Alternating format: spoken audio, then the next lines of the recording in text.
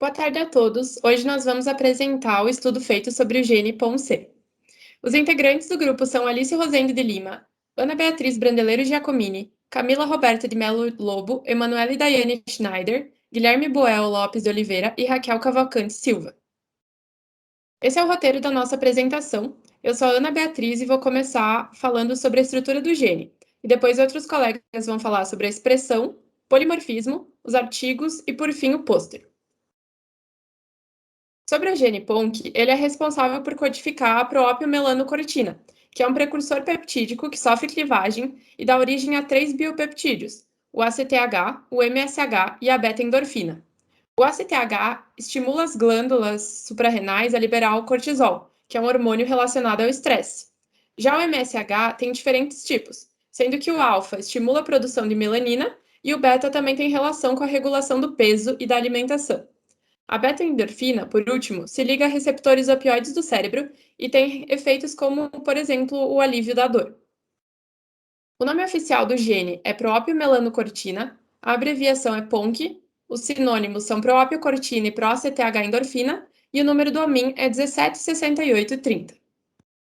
O gene se localiza na fita reversa, e sua localização cromossômica é na segunda região, terceira banda e terceira subbanda do braço curto do cromossomo 2.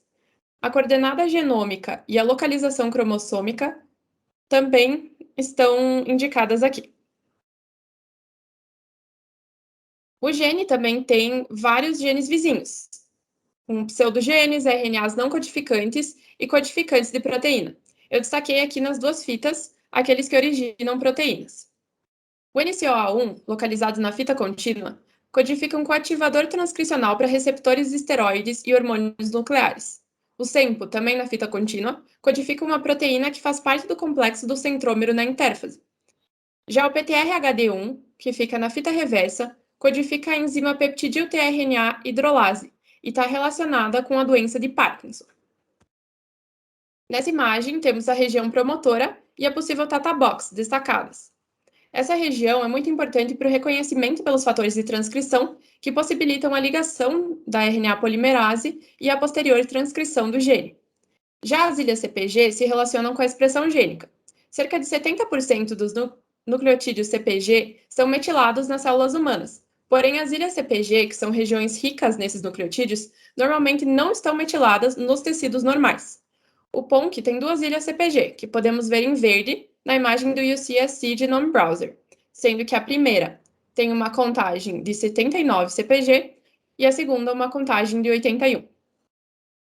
O transcrito de maior apoio experimental é o 203, e ele tem 3 exons, só dois deles codificantes e 2 introns. A fita transcrita também é a fita reversa. O POMC tem regiões UTR nos 3 exons. Nessa imagem, temos a região UTR a 5' Nessa imagem, a região UTR no segundo exon. E nessa, a região UTR a 3'. Também podemos ver as regiões conservadas dos introns, com GT no início e AG no final de cada um. Já sobre a homologia, o gene tem 285 ortólogos, nenhum parálago e também não pertence a nenhuma família gênica. Os ortólogos são genes que diferiram por especiação, sendo que cada espécie vai possuir uma cópia do gene, e também é uma tendência que se preserve a função. Aqui estão algumas das espécies que têm ortólogos do PONC, a Poecilia formosa, o ratinho ruivo, a tartaruga das Galápagos de Pinta, o bisão americano e o urso americano. Por fim, eu vou comentar um pouco sobre a árvore filogenética. Ela tem 287 genes, 257 nós de especiação, 18 duplicações, 11 ambíguos e 0 eventos de divisão de genes. Então, essa é a imagem da árvore. Nela, os triângulos em cinza representam os condensados. Nesses casos, o verde claro significa conservação mediana, o branco nenhuma conservação e o verde escuro conservação alta. Já nos não condensados, que são os que apresentam apenas um quadradinho branco, a região verde clara vai significar alta conservação. Bom, meu nome é Alice e eu vou falar um pouco sobre a expressão do gene PONC. Primeiramente, vamos começar falando sobre os transcritos. Eles são os RNAs resultantes de uma transcrição. São formados por exons que já foram separados de introns. eles podem ou não codificar proteínas. No caso do gene PONC, ele possui 5 transcritos e todos eles codificam proteínas. A gente pode verificar esses transcritos, né, nesse quadrinho em vermelho, né, todos são capazes de codificar proteínas. Já no retângulo em verde, a gente verifica as flags. Elas são indicadores que marcam a confiabilidade do gene, se ele é mais relevante biologicamente, possui maior número de exons, codifica a principal proteína, ou se ele tem alguma ausência de terminais na cadeia. No nosso caso, a gente escolheu o gene PONC203 porque ele possui maior número de flags, logo ele é mais confiável e apresenta maior expressão biológica. Agora falando um pouco sobre a expressão do gene em tecidos, que significa que a quantidade de mRNA produzida a partir do gene. No caso, no tecido da glândula pituitária, o gene PONC possui quase 49 mil transcritos por milhão. Já a expressão do RNA, a gente pode ver aqui que a expressão da glândula pituitária é muito grande, extremamente superior aos outros tecidos. Nos outros tecidos a expressão é extremamente baixa, mas ela não deixa de ser relevante. Aqui a gente pode ver que no tecido endócrino, tanto a expressão de RNA quanto a expressão proteica são extremamente altas, principalmente na glândula pituitária. Também é importante destacar que a expressão de RNA é diferente da expressão proteica. Como a gente pode ver no exemplo do sangue, há uma leve expressão de RNA, porém não há expressão proteica registrada. Agora eu vou falar um pouco sobre a função da proteína propimelanocortina. Ela é capaz de se clivar em vários outros compostos que são importantes hormônios para o nosso corpo. O primeiro deles é a corticotorfina, que estimula as adrenais a liberarem cortisol. Também tem o hormônio estimulador dos melanócitos alfa e o hormônio estimulador dos melanócitos beta. Os dois são importantes para aumentar a pigmentação da pele e aumentar a produção de melanina nos melanócitos. Já a beta-endorfina e a metencefalina são opiáceos importantes e naturais do nosso corpo. Já quanto às atividades catalíticas, o portal Uniprot não possui informações catalogadas sobre reações catalisadas pela proteína PONC. Como foi falado anteriormente, a proteína ela é uma pré-proteína que sofre 8 possíveis clivagens após a tradução. Então, os principais produtos secretados são o hormônio ACTH e a beta-lipotropina. Esses dois hormônios, eles juntos são capazes de produzir melanotropinas, MSH, lipotropinas e alguns tipos de endorfinas. O ACTH ele é muito importante para a síntese de esteroides e para manter o peso e o funcionamento das adrenais.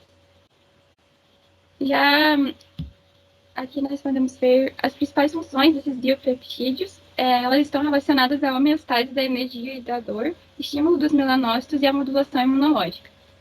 A melanotropina alfa, ela também é importante, atua como antimicrobiana, antifúngica e antibacteriana.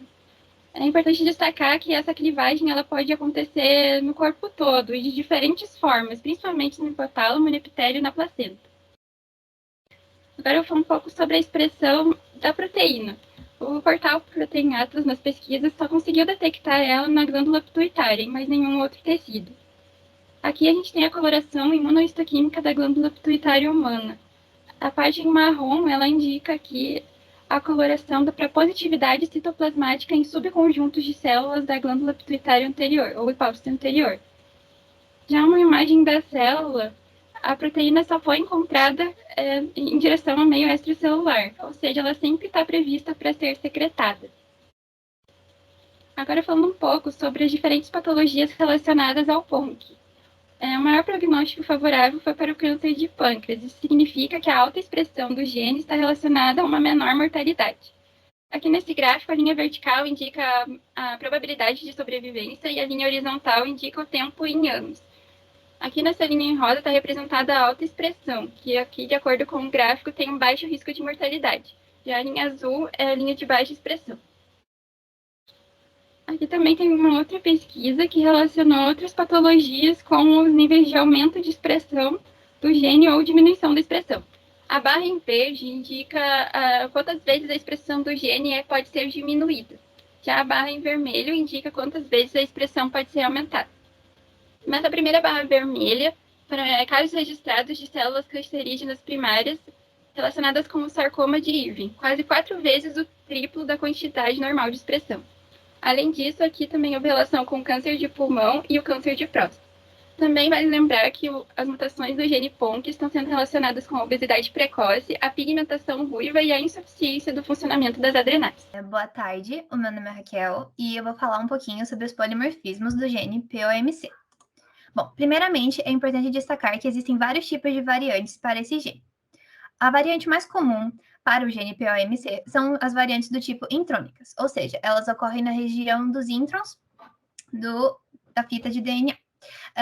Como os introns são removidos durante o processo de splicing, a maioria dessas variantes não tem expressão fenotípica nem manifestação clínica. Também é importante destacar que existem vários tipos de polimorfismo. O polimorfismo mais comum para o gene POMC é um polimorfismo do tipo SNPs, que significa Single Nucleotide Polymorphism, que é polimorfismo de nucleotídeo único. Ou seja, esse tipo de polimorfismo só altera um nucleotídeo da base do gene. Eu vou falar um pouco sobre duas variantes. Primeiramente, eu vou falar sobre a variante comum. Essa variante é uma variante do tipo indel, inserção deleção. A consequência principal dela é uma inserção in frame, ou seja, é uma inserção que ocorre dentro do quadro de leitura do DNA. Ela faz inserção de bases do tipo citosina, guanina e timina dentro da região codificante. É importante destacar também que essa variante está localizada no cromossomo 2, na fita contínua. Também, falando um pouco agora sobre os fenótipos, eu posso destacar que essa variante estava inicialmente relacionada com a obesidade não sindrômica monogênica, o que significa que ela teve relação com esse fenótipo e com a deficiência da proteína codificada pelo gene POMC. Fazendo um estudo mais a fundo, inicialmente acreditava-se que essa variante estava relacionada com o fenótipo da obesidade. Entretanto, esses cientistas fizeram uma pesquisa profunda que analisou duas variantes, sendo uma delas a variante analisada nesse seminário. Descobrindo que não tem relação direta entre essa variante e o fenótipo da obesidade. Entretanto, eles não descartaram a possibilidade dessa variante estar relacionada com o fenótipo da obesidade, uma vez que ela estaria associada a outros mecanismos. Por si só, ela não teria manifestação no fenótipo, mas associada a outros mecanismos de expressão, ela poderia manifestar o fenótipo da obesidade não sindrômica monogênica. Quanto à incidência na população, essa variante tem uma incidência maior nas populações do continente africano, em especial no povo de Esan, na Nigéria. Falando um pouco sobre os dados, essa variante está catalogada tanto no GTEx quanto no Ensemble, o qual serviram de base para a realização desse seminário. Falando um pouco agora sobre a variante rara, é importante destacar que ela não é uma variante exclusiva do gene POMC, mas sim uma variação que também consta no gene GOL79TER.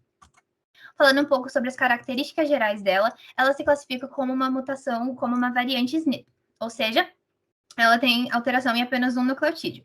A consequência mais importante dela é uma consequência de um processo stop-gain, ou seja, o surgimento de um códon de parada precoce devido ou à transição ou à transversão entre bases, sendo a citosina a base ancestral. Ela também está localizada no cromossomo 2, também na fita contínua. Falando um pouco sobre os fenótipos, nós vamos avaliar um caso em que essa variante manifestou o fenótipo de obesidade precoce com insuficiência adrenal e pigmentação ruiva de cabelo. Bom, nessa pesquisa, os cientistas analisaram o caso de uma menina alemã de 3 anos que apresentou um distúrbio endócrino monogênico, que causou também insuficiência adrenal e a pigmentação ruiva de cabelo. Nesse sentido, os pesquisadores chegaram à conclusão de que uma transversão entre as bases citosina e timina no alelo paterno causaram uma parada precoce no códon 79 e, portanto, teve efeito sobre o gene POMC e levou à manifestação desse fenótipo. Também foi registrado que o irmão dessa menina, que era o primogênito da família, manifestou essa variante e ele faleceu prematuramente devido a uma falha hepática por hipoplasia adrenal bilateral, que também estava relacionada com a variante do gene POMC. Quanto à incidência na população, essa variante é extremamente rara, tanto que ela não aparece catalogada no Ensemble, mas, pesquisando mais a fundo em outras fontes, em outros portais, foram encontrados registros dessa variante em populações africanas, afro-americanas e europeias. Meu nome é Emanuele e agora a gente vai começar a parte dos artigos. Eu vou falar sobre o artigo Expressão do PONC humano mediada por E2F1 na síndrome de Cushing ectópica. Ele foi feito por pesquisadores de Los Angeles, na Califórnia, e publicado em novembro de 2016 na revista Endocrine Related Cancer. A síndrome de Cushing é uma condição causada pela exposição a níveis elevados de cortisol por um longo período de tempo. Ela acarreta problemas cardiovasculares, metabólicos e também ela apresenta características físicas marcantes, como a face em lua e obesidade central. Esses elevados níveis de cortisol, eles podem ser causados, né, por elevados níveis de ACTH, que agem no córtex da adrenal, elevando os níveis de cortisol. O ACTH é um dos produtos indiretos do gene PONC, né, como já foi falado. É por isso que a gente está falando, né, dessa síndrome. A síndrome de Cushing comum, na síndrome de Cushing comum, esse ACTH é proveniente de células tumorais que são localizadas na hipófise, enquanto na síndrome de Cushing ectópica, esses tumores secretores de ACTH estão localizados em outros lugares que não a hipófise. O objetivo da pesquisa foi identificar um alvo molecular para controlar a produção de ACTH em pacientes com síndrome de Cushing ectópica. Para isso, os pesquisadores eles fizeram os experimentos sobre 2 grupos celulares, né? Primeiro foram 2 linhagens de células humanas derivadas de tumores secretores de ACTH não hipofisários e células tumorais primárias retiradas de pacientes, né, de 21 pacientes lá do Centro Médico da Califórnia. E o que os pesquisadores fizeram? Inicialmente, eles determinaram que a regulação do gene PONC nessas células tumorais não hipofisárias é diferente da regulação nas células hipofisárias. Eles fizeram isso examinando a atividade desses 3 fatores de transcrição que agem, né, na regulação do PONC nas células hipofisárias e com isso eles puderam perceber a diferença. Então, como que é feita essa regulação, né, nas células não hipofisárias? Para isso, os pesquisadores primeiro determinaram uma região, né, dentro da região promotora, onde tivesse mais atividade, que tivesse assim, uma função maior na atividade da regulação do gene. E chegaram nessa região entre o par de base menos 42 e mais 68. A partir daí, eles foram afunilando para chegar a uma sequência, né, que tivesse um impacto maior na atividade da expressão do gene, e conseguiram identificar os fatores de transcrição SP1 ligado a SP3 e E2F1 como fatores que impactam na regulação do gene PONC nessas células. A partir daí, eles focaram no fator E2F1 e partiram para experimentos com o objetivo de confirmar a regulação, né, do promotor do gene pelo fator de transcrição. Eles fizeram vários experimentos, eu foquei aqui nesse experimento de imunoprecipitação de cromatina, que ele avalia a ligação do E2F1 com o DNA, né, no gene, e aqui foi percebido, né, a maior quantidade de ligações de E2F1 nessa região próxima ao primeiro exon, que condiz com a região encontrada e demonstrada no slide anterior. Também foi feito um experimento utilizando um RNA de interferência E2F1, demonstrando que quando a inibição, né, de E2F1, ela impacta na expressão do gene PONC.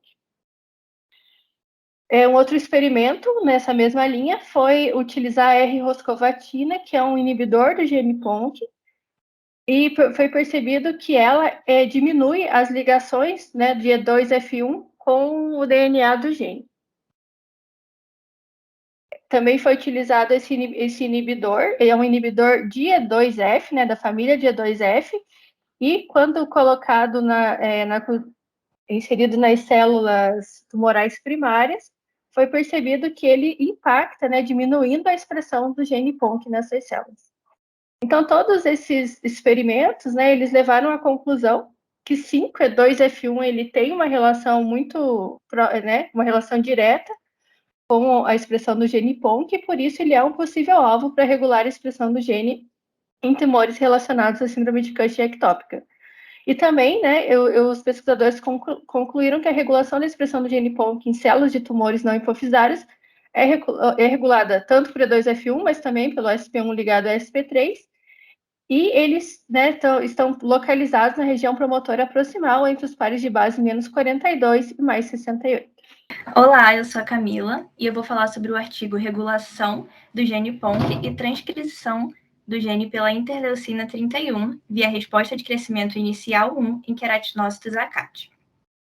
Ele foi publicado na revista Springer Nature em julho de 2020 e é de autoria de vários pesquisadores coreanos. O objetivo do artigo foi elucidar os mecanismos subjacentes induzidos por IL-31 na expressão de PONC, além de investigar o elemento cis atuante ativado por IL-31. Bom, primeiro é necessário salientar que os queratinócitos são as células mais abundantes na pele humana e podem produzir diversos fatores inflamatórios. O prurido é um sintoma comum de diversas doenças dermatológicas inflamatórias, como na dermatite atópica, na psoríase e na dermatite de contato. O PONC forma a proteína precursora arquetípica que libera peptídeos bioativos, como a beta-endorfina, que estimula nervos sensoriais da pele, funcionando assim como um pruridogênio muito potente, e aumentando dessa forma as lesões inflamatórias na pele. A interleucina 31 também promove nos queratinócitos a produção dessa beta-endorfina, só que por meio do cálcio mediado pela expressão de PONC e do eixo STA-T3, que atua como um fator de transcrição. Estudos anteriores já haviam demonstrado que camundongos com superexpressão de IL-31 desenvolvem dermatite atópica acompanhada de prurido. Bom, as análises e resultados dessa pesquisa foram os seguintes. A análise do RT-PCR atrelado ao TCR em tempo real, que após a estimulação da interleucina 31, o aumento dos níveis de RNA mensageiro de PONC ocorreu.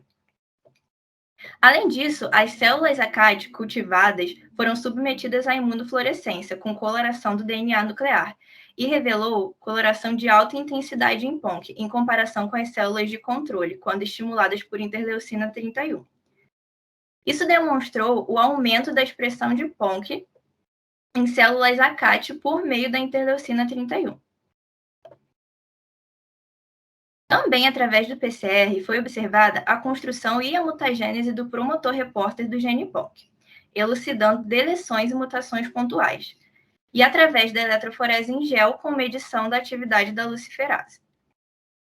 Segmentos de EGR1 foram introduzidos nas células ACAT e sua eficiência foi medida através do imunoblotting, e isso demonstrou a participação do eixo STA-T3 na indução da expressão do gene PONC em queratinócitos, através da interleucina 31.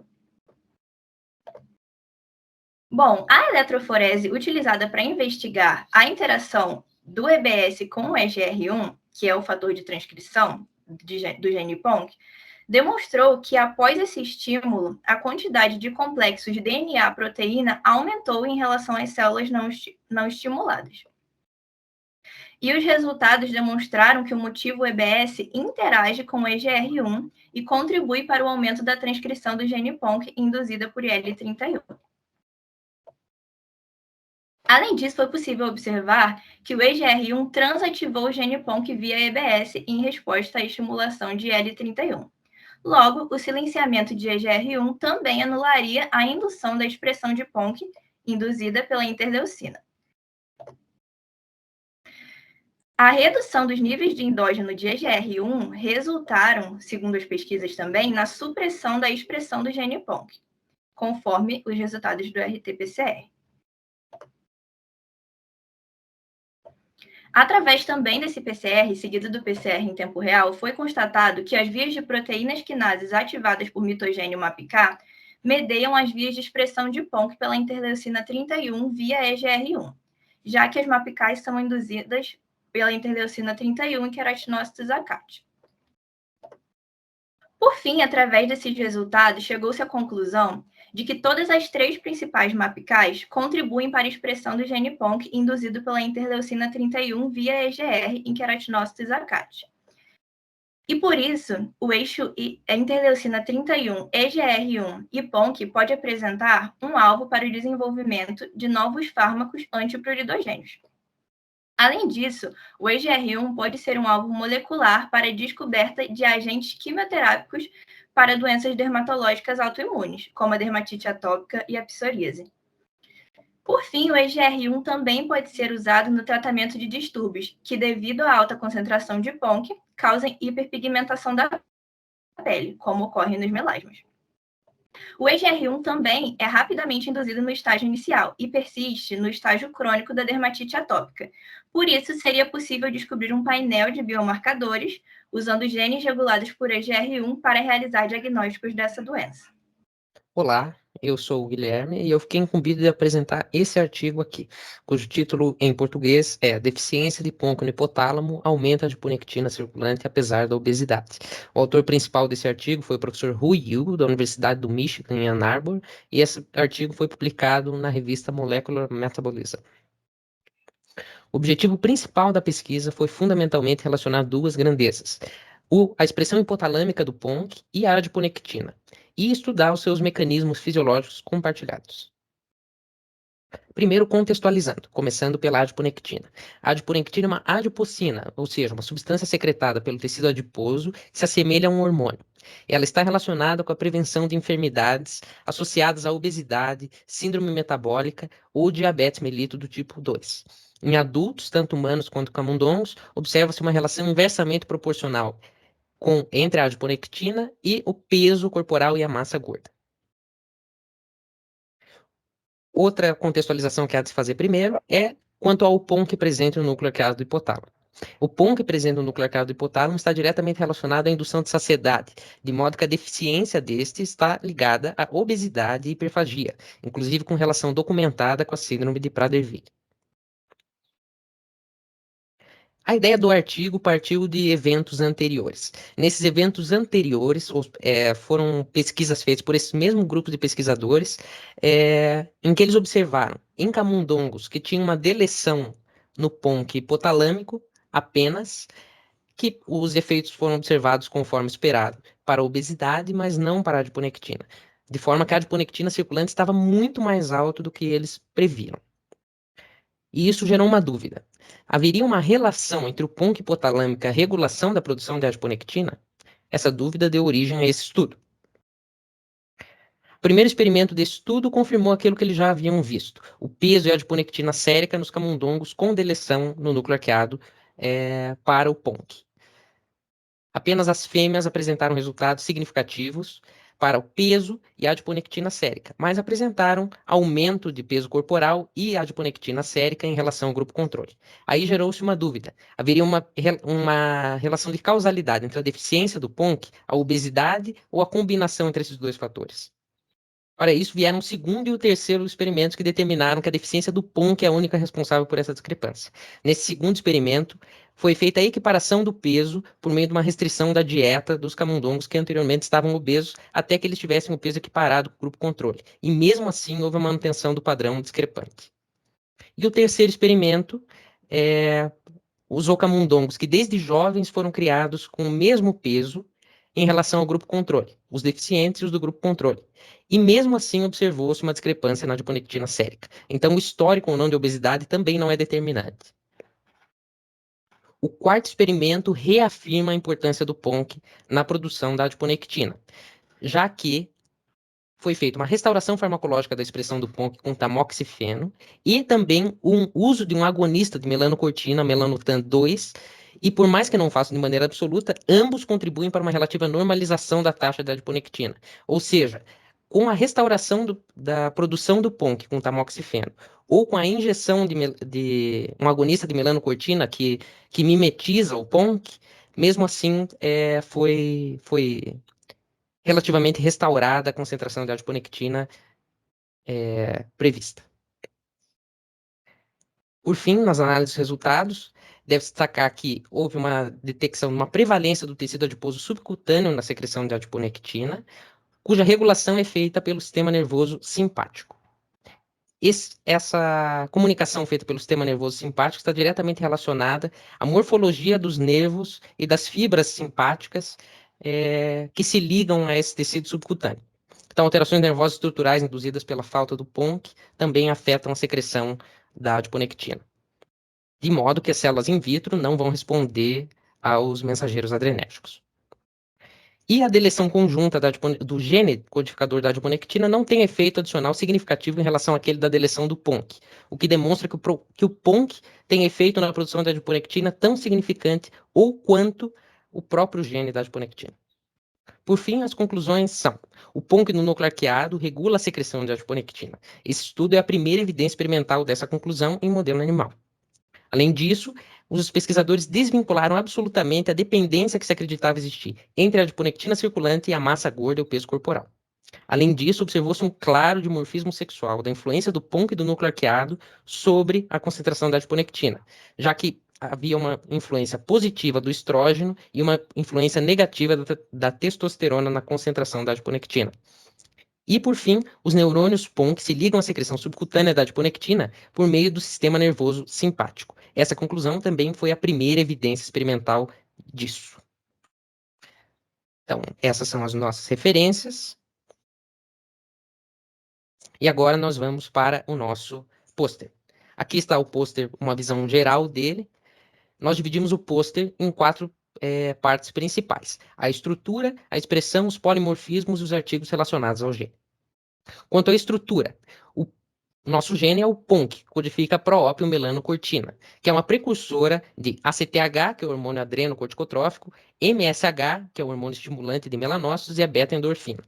O código no homem é esse que vocês estão vendo no slide, e a localização cromossômica é na fita reversa do cromossomo 2, braço curto, segunda região, terceira banda e terceira subbanda. A localização genômica também está aqui nessa ilustração. Aqui delimitam-se também os genes vizinhos. O nosso gene tem 2 introns e 3 exons, dos quais apenas 2 são codificantes. Sobre a expressão. A expressão ocorre sobretudo na glândula pituitária, ou hipófise, mas o seu RNA também é expresso em outros locais, como pâncreas, testículos e células sanguíneas. Quanto à sua proteína, ela é significativa somente na hipófise. Os polimorfismos. As consequências mais comuns dos polimorfismos do nosso gene dizem respeito às variações intrônicas, e a maior classe de polimorfismos do gene é do tipo SNP. Abaixo estão gráficos que discutem a prevalência e a topografia dos polimorfismos no corpo. Quanto aos nossos artigos, o primeiro artigo discute a expressão do PONC humano mediada por E2F1 na síndrome de Cushing ectópica. A expressão do PONC em células tumorais não hipofisárias é regulada pelos fatores transcricionais como E2F1 e SP1 ligado a SP3. Os pesquisadores concluíram que, já que é um modulador positivo para o PONC, a inibição do fator E2F1 pode ser uma opção para o controle da produção de STH em indivíduos com síndrome de Cushing ectópica, impedindo complicações graves na enfermidade. Quanto ao segundo artigo, pode-se concluir que a interleucina 31 regula a expressão do PONC em queratinócitos ACAT. Além disso, as demais reações proteicas contêm a proteína EGR1, que participa do processo do prurido em doenças inflamatórias dermatológicas.